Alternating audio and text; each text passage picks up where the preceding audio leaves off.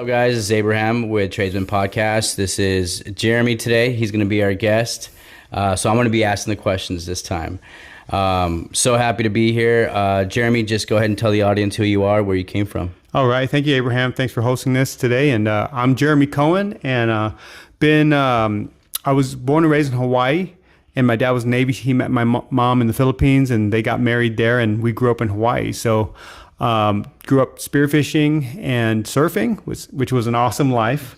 And just had a lot of great times, and grew up in church and had a good foundation, good moral foundation for my life.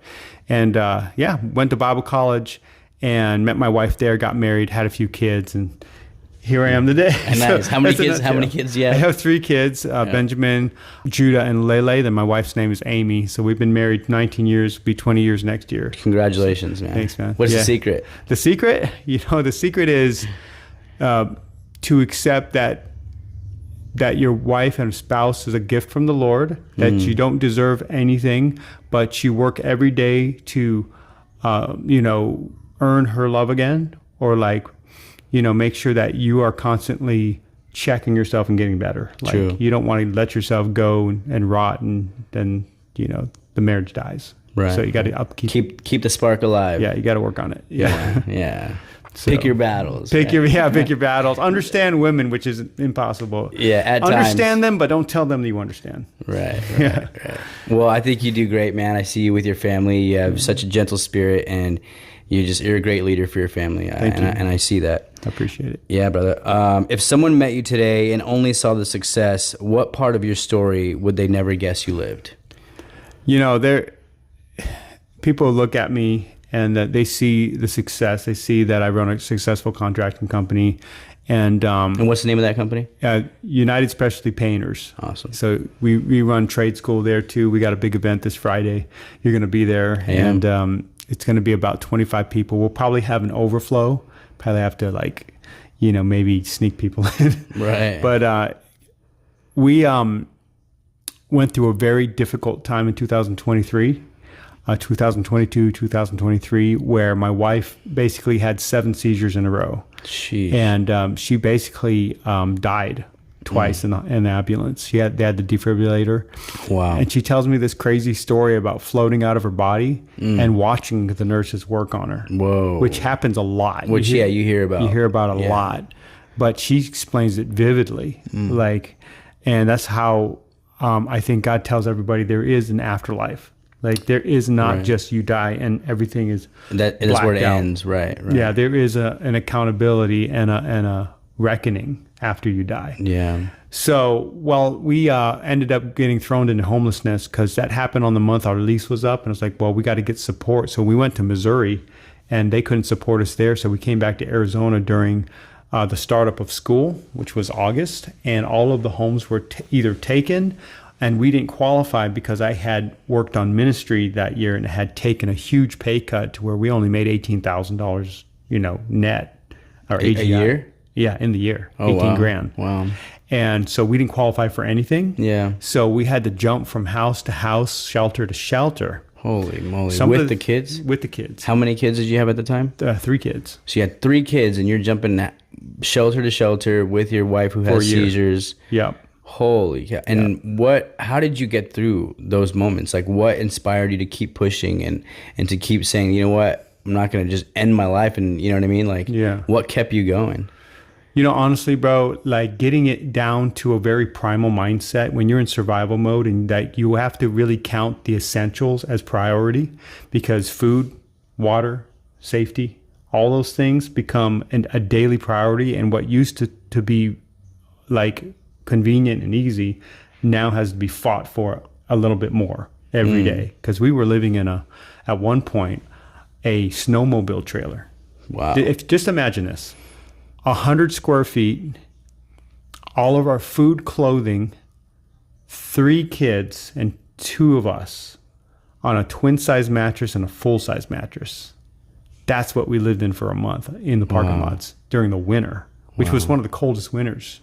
So what happened was, before I moved out of the house we were in, my second mom, Laura, we lived with her for a month. Then she was sent to the ER and into the hospital for like some type of physical ailment. She was dying. Wow. So she says, I'm sorry, but you're going to have to find another place to stay. Wow. It was out of the blue, so we didn't have anywhere to go. There was nobody who would take us. Nobody wanted to watch my wife from my family. So I basically said, just screw everything. Screw everyone. We're going to make it. And I don't know how many families I've heard that when something like that happens, usually the man and the woman split up. The kids split up. They go somewhere. The man goes somewhere. We ended up in a homeless shelter in Scottsdale where there were 26 people. 21 of them were African American. 5 of them were us. All of them were women and children, except for me. Wow. I was the only male adult in the entire shelter. Which is pretty rare to even have a male with their family in a homeless shelter. I didn't know. Right. I'm not part of that world. Now I was. Yeah. But we ended up transitioning to House of Refuge. And I'm going to say that because we ended up staying there for less than a month. When my wife had a seizure in the office, they have a policy where they can dismiss anyone for any reason. They ended up dismissing our family after 20 days, and they didn't give us a reason. And my wife was in tears talking to the secretary, saying, why? And she wouldn't give her a reason. It was because they didn't want to handle her condition. It was discrimination. 100%. And I didn't go after them legally because I had no leverage. So my friend Shane, I was in distress. And so I worked for his sister-in-law, and she heard me talking about walking through the door. Didn't know she was in the house. And I started mumbling about how it was unfair that what they were doing to us. And I looked at her, and the cleaners were cleaning the house, and I just told her, I says, look, I'm going through a hard time. I didn't mean to talk to myself while I'm walking the door, but they're kicking us out of the homeless shelter. Her brother-in-law's a millionaire.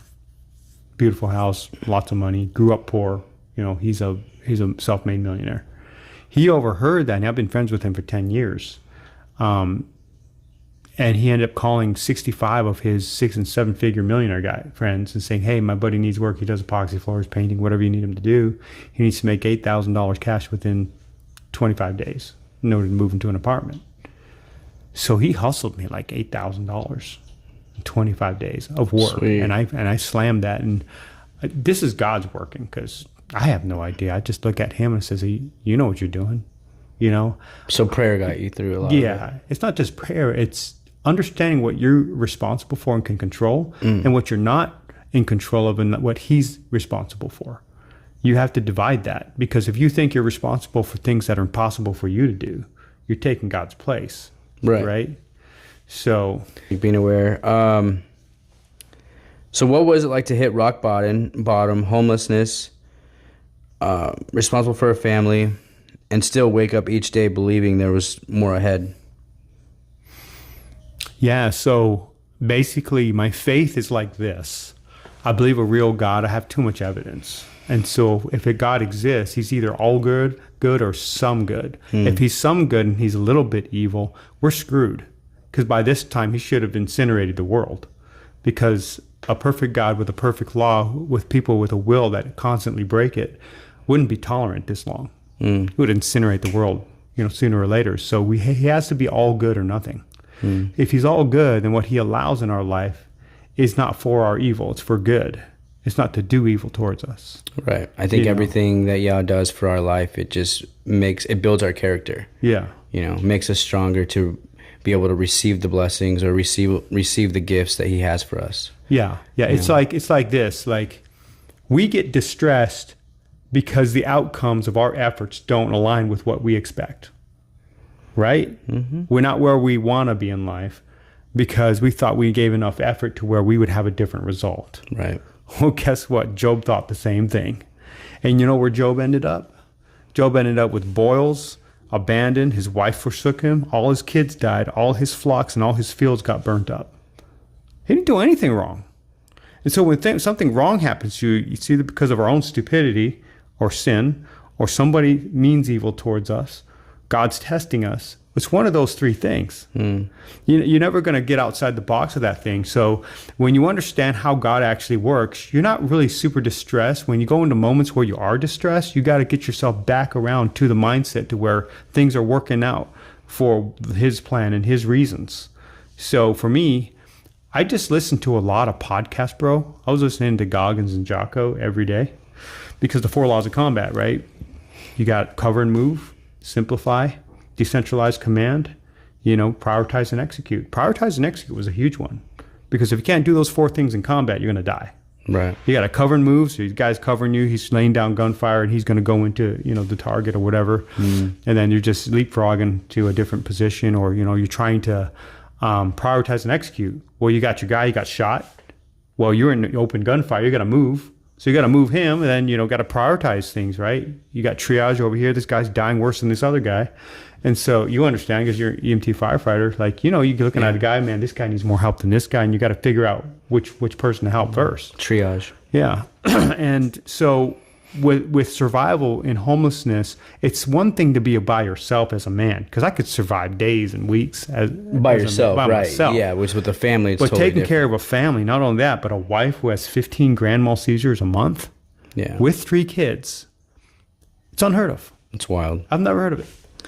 It's wild. So, tell me about a story where you faced physical violence and real danger. And how did being attacked, or if you did get attacked, change the way you saw the world and yourself? So there's demons out there. Like there's guys walking around, they're demons. They're afraid of God. And if you're confident enough to know that God's power resides over you and that you're confident that that power has, leverage over them and they have no power over you, they're scared. Demons are scared. Like I had guys walking down the road, this one dude with a teddy bear talking to it in a demon voice. And then he asked me for money. He talked so totally normal. I had my daughter just standing behind my leg. It's like, dude, you come any closer. I was doing jujitsu at the time. You still do jiu-jitsu? I still do. I'm getting better.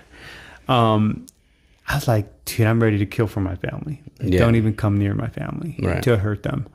And there was this one time when we got into a house finally where I hadn't got my guns back. I had my custom AR, my M4 AR-15, and I had my 22 and my 9mm and everything in my care of my friend Glenn's house because we weren't allowed to have firearms in the shelter. Right. First day, we're all tired. Nobody locks the door. And when you leave stuff out the front, because we had a bunch of Goodwill stuff to go, people think the apartment's vacant. So they check the locks. Well, there's 3 dudes. They look like cartel members. They were tattooed from face, neck, everything down, looked like prison tattoos and stuff. They came in, it smelled like cigarette smoke. Big old thick jackets in, what month was it? It was May. It's like 1 a.m. in May. It's in my boxers. And I already had contracted some type of PTSD from all the stress. And I didn't care, dude. They came in my house. I was like, what are you guys doing here? And they're like, immediately it was an alibi. Yeah, we're the security. We're just checking to make sure, we're just letting you know you're in too early. You're supposed to be waiting until Wednesday or whatever to move in. And I look at them and I'm like, dude, something don't look right. They look like 3 gangsters here. So I come out in my boxers and they're trying to take my stuff, my toolbox and everything. So I grab it from the guy's hand. He looks at me in a look like he wants to fight me. Yeah. I'm like, oh, shoot. Okay, what's going down now? Where am I going to stand my ground? There's 3 of you guys. There's 1 of me. I'm not really thinking. I'm just trying to have a even enough posture where they respect me and not too low where they jump me and not too high where they kill me. Right. Right? So I'm trying to find, okay, let's negotiate because I'm either going to die, get stabbed, whatever's going to happen. Something's going to happen. So they got the boss man looking at me and being like, hey, man, so how do you want to go down? They pull out knives to stab me. I was like, bro, look, man, I got a family. And I don't want to fight you guys, but if you want stuff to sell, there's some valuables here you can take and you can sell them for some money if that's what you want. Just like that, I said to him. And then they started taking some stuff I didn't want because it was all going to Goodwill, right? He's like, hey, I told him, I said, all this stuff's going to Goodwill. If you want to take this stuff and sell it, you can go make some money. So they took my broken paint sprayer. They didn't know it was broken, but they took it. They took my grandmother's accordion, which I kind of wanted to keep, but I'm like, dude, it's actually worth about $200. I said, hey, this is worth $400, brand new. You can probably sell it for $200. I was honest with them, you know. Yeah. So they took my grandmother's accordion, and I got away with my life. And I think the cops might have caught them. I don't know. I called the cops on them afterwards. Jeez. I wasn't thinking, man. It was 1 a.m. I was barely awake. Yeah. Now, did that change your view on the world? Not really, dude. I don't think much surprises me. You know, like I was just chill, treating them like humans, not letting them know that I'm scared, which I wasn't too scared, but I was scared enough to like, hey, if I talk to them too much posture, they'll kill me. They'll stab me. Yeah. You know. Yeah, you probably handled it the best way you could, right? Yeah. Yeah. If I was like, bro, come on, bring it then, whatever. Yeah. I'd be like, okay. Dude, you know what's so funny? Like, so I do counseling with the VA, right? Yeah. For PTSD and, you know, just trying to be a better person, right? Well, in one of the counseling sessions, the lady asked me, she's like, Abraham, what would you do if someone just came and punched you in the mouth? And I was like, if I was carrying my gun, I'd probably shoot them. I don't know. You know what I mean? Like, yeah. But then impulsively. Yeah, impulsive. You know what I mean? And then, you know, we kind of go through this whole like consequence, you know, thinking about the consequence. Yeah. And then she's like, what if that guy's just having a bad day, you know, and he has a family, and then you end his life, you know, and it was just you know, poor circumstances, you know, wrong place, wrong time type of thing. True. That's so true. You know, and it got me thinking, you know, and I'm like, man, maybe that was too impulsive just to think like that, or maybe impulsive to react in violence at all. Maybe that guy is going through a hard time. Maybe you can communicate and diffuse a situation, right? Yeah. And it's interesting because in the military, as a police officer, they teach us that. They teach us, you know, verbal commands, right? You want to use your verbal first. If once verbal, then we're gonna put some hands on. You know, the hands don't work, then we got some other options, right? Yeah. So, but there's levels, and you know, going through PTSD and all that kind of stuff, and having these traumas, you forget that there is a middle point. You know, a middle point where you can contemplate where you should go next, right?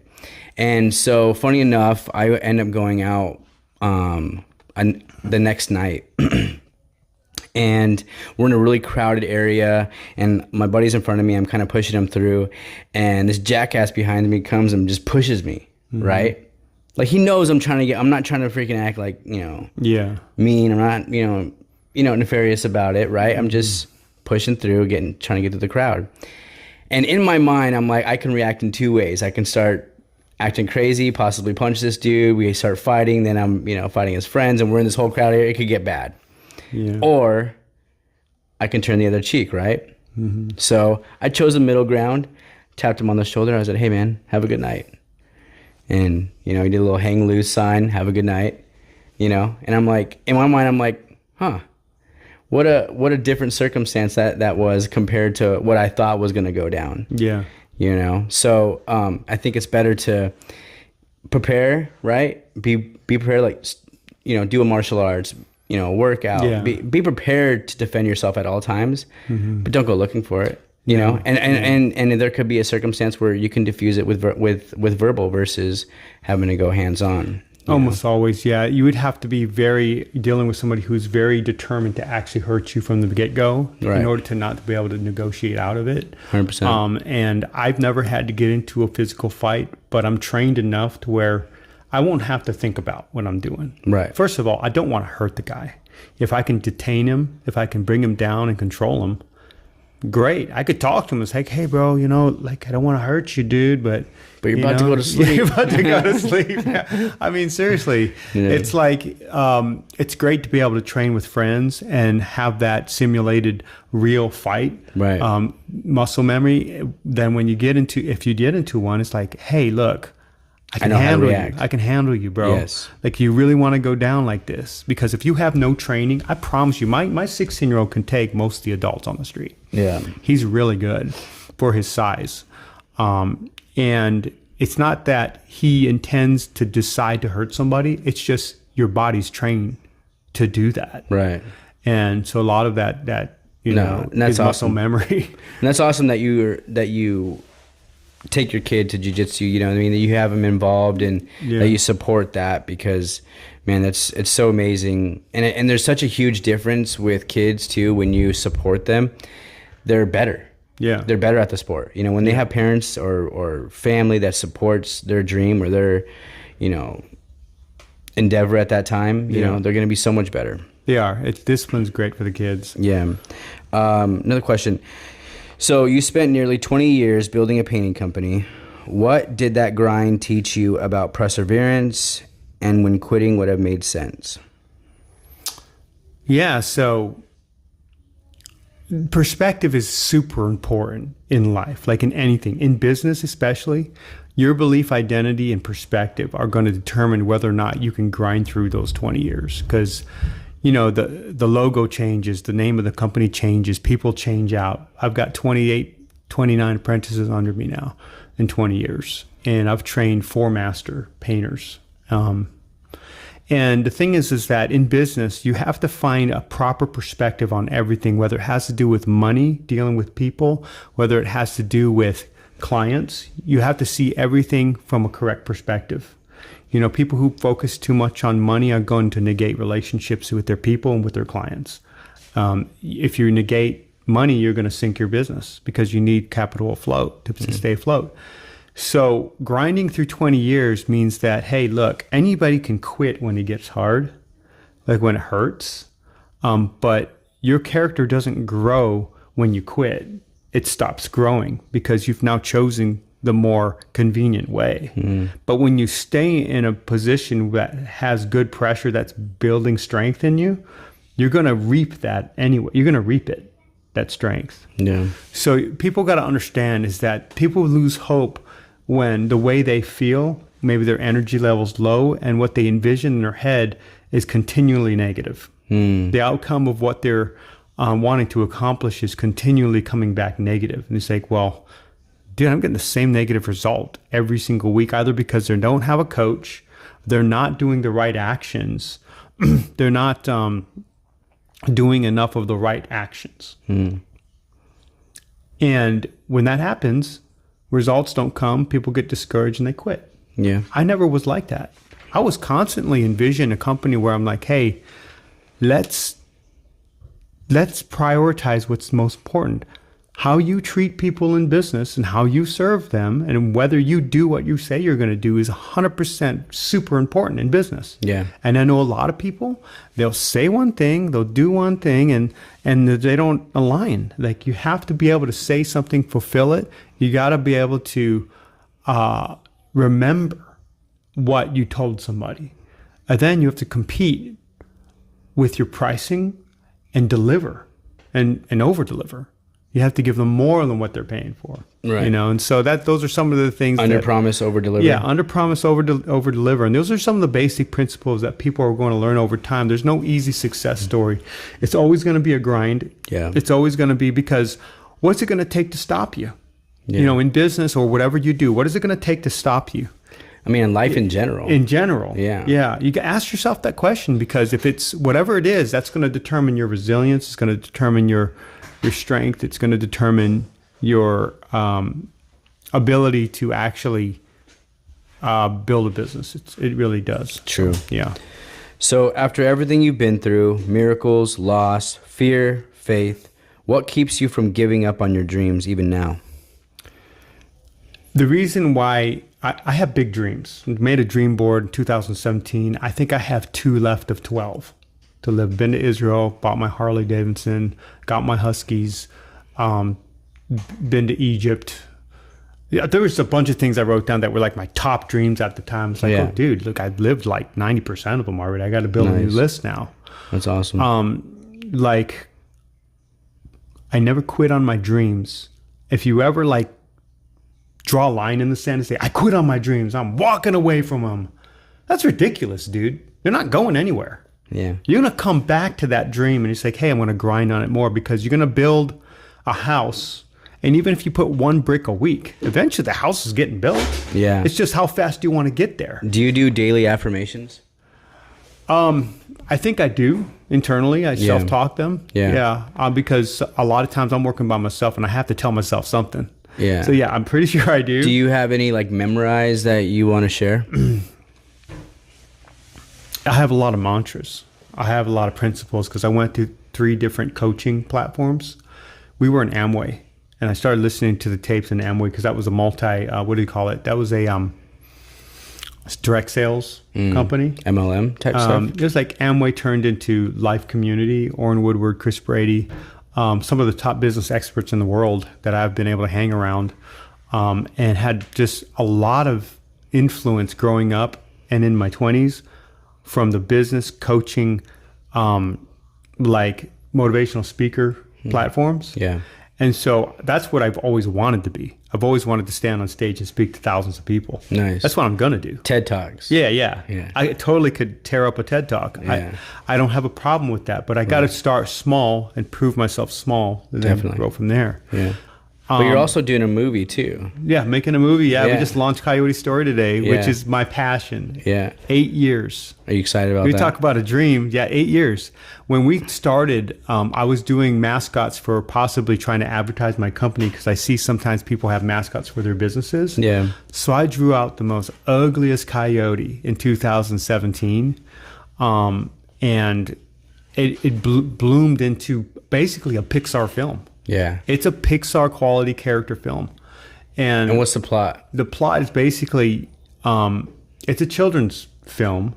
You have good and evil, and I wanted to lay a foundation for morality because I wanted to turn it into more of a teaching kids, the Bible and stuff. Nice. It's like a series, like a VeggieTales type It's series. like a VeggieTales type of thing, yeah. But the plot's basically, you've got the cougars don't like to work together. They don't want to be interdependent with the bears and coyotes, even though they offer trade in between them.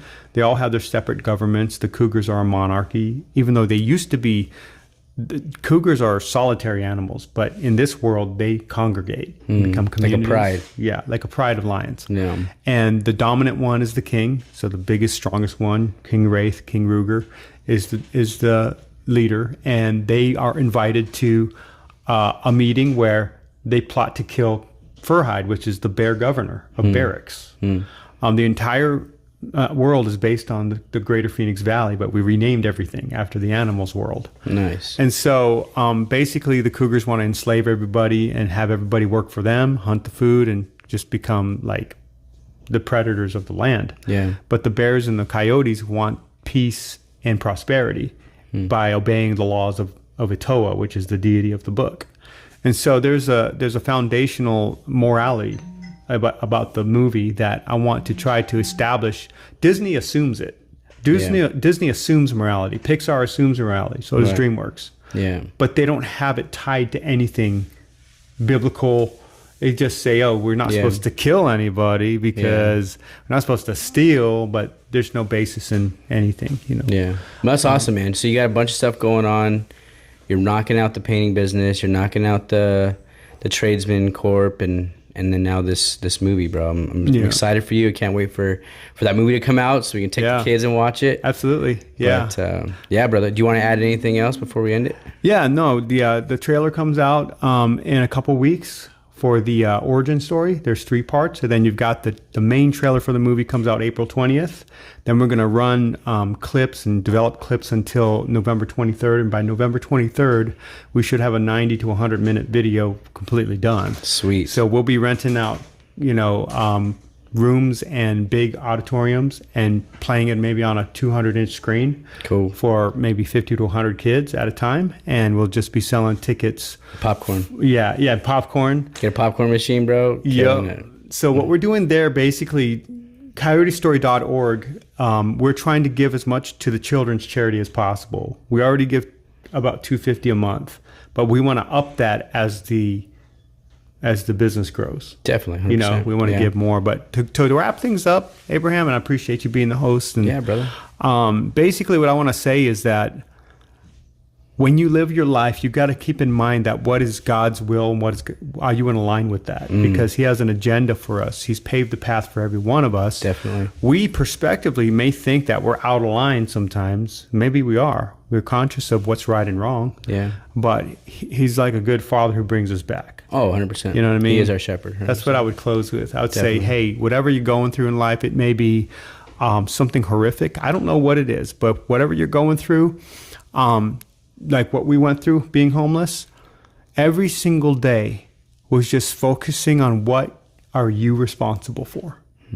Don't let what you can't control give you heartache, because Can't control you it. can't control it, man. Like, you got to detach from it. Focus on what is going to benefit the people you're taking care of the most in the moment, and take care of those things. Don't worry about what the dogs are barking.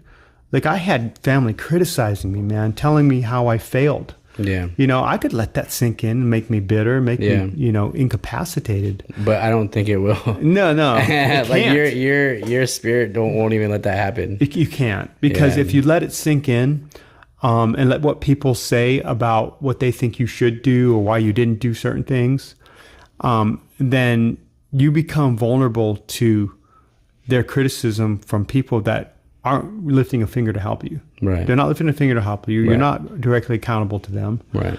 You're directly accountable to God and the people that you're taking care of as a man.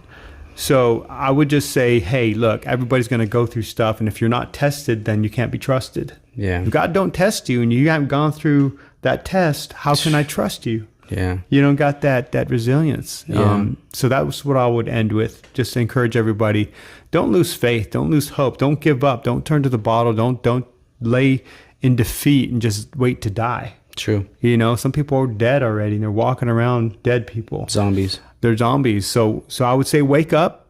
You got one life. Whatever you are stewarding now in this life, God's going to give you more if you're a good steward of it. If you're not a good steward, He's still going to work on you in the kingdom, but you're going to be behind the curve. And so take advantage of the opportunities that God has given you. Serve in a big way, dream big, and just go all in. That's what I would say. Heck yeah. Thanks so much, guys. Thank you, guys. Thanks, brother. All right.